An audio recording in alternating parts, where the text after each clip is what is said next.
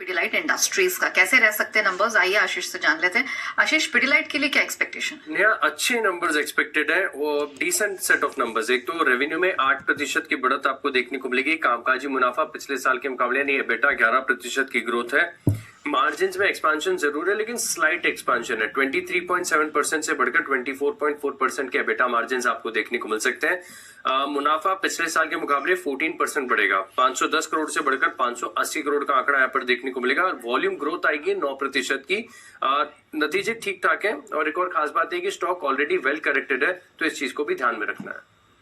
ठीक है, तो ये है पिडिलाइट इंडस्ट्रीज से नतीजों पर अनुमान। और नतीजों के पहले हम देख रहे हैं कि दिन के निचले स्तर पर पिडिलाइट इस वक्त कारोबार कर रहा है, लेकिन नतीजे जैसे कि आशीष ने बताया डिसेंट रह सकते हैं। बस पर सलाह ले लेते हैं पिडिलाइट पर। सुमित जी, आपका क्या नजरिया बन रहा है? स्ट्रॉन्ग बना नहीं है तो एक ब्रेकआउट का वेट करें। 2830 का लेवल जब ऊपर में टूटेगा उसके बाद पिडिलाइट के अंदर अच्छा मोमेंटम ऊपर की तरफ का देखने को मिलेगा। जब तक ये लेवल ऊपर में टूटेंगे नहीं तब तक थोड़ा करेक्टिव मूव देखने को मिल सकता है। हो सकता है 2700-2650 तक के लेवल नीचे में देखने को मिले, तो या तो डिप में खरीदारी करें या फिर ऊपर में रेजिस्टेंस लेवल जब ब्रेक हो तब उसके बाद खरीदारी करें। ओवरऑल 6 से 12 महीने का नजरिया रखेंगे तो ये बाइंग जोन में आ चुका है, जल्दी लोअर लेवल से रिबाउंड देखने को मिलेगा। ओके, एचयूएल के नतीजे भी कल आने वाले हैं और नतीजे कैसे रह सकते हैं बताने के लिए आशीष मौजूद है। आशीष बताइए। मुझे कुछ भी एक्साइटिंग नजर नहीं आ रहा नतीजों में। अगर आप देखें तो सिर्फ 1% की वॉल्यूम ग्रोथ है। मार्जिन बिल्कुल फ्लैट है, 23% के थे पिछले साल भी, इस बार भी 23% का अनुमान है। मुनाफे में भी अगर आप देखें तो सिर्फ 2% की बढ़त है पिछले साल के मुकाबले।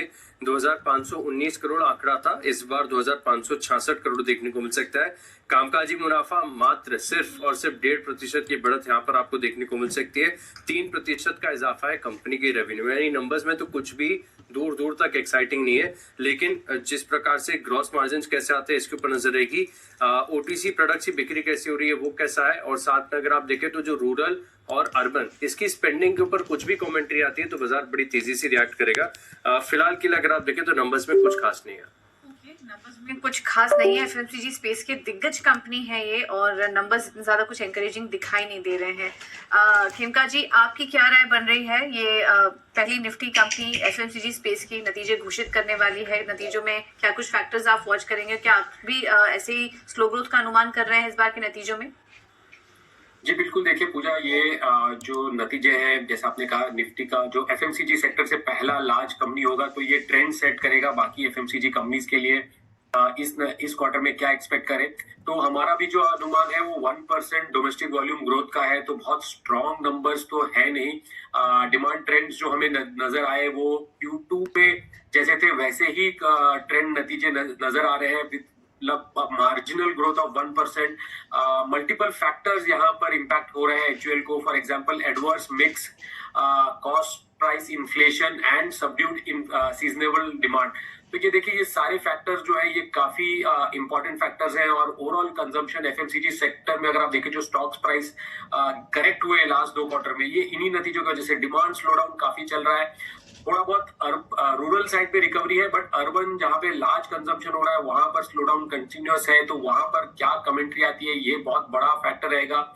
रॉ मेटेरियल प्राइसेस बढ़े हैं, स्पेशली अगर आप पाम ऑयल की बात करें, एग्री कमोडिटीज की बात करें, और because of weak demand price hike नहीं ले पा रहे हैं कंपनीज। तो मार्जिन पर आगे चलकर क्या कमेंट्री रहेगी ये भी काफी इंपॉर्टेंट है, क्योंकि इस क्वार्टर में तो अगर आप देखें तो ओवरऑल ग्रॉस मार्जिन तो कंसिस्टेंटली नीचे आ ही रहे हैं। एबिटा मार्जिन की भी बात करें तो हमें लगता है कि थोड़े बहुत प्रेशर में रहेंगे।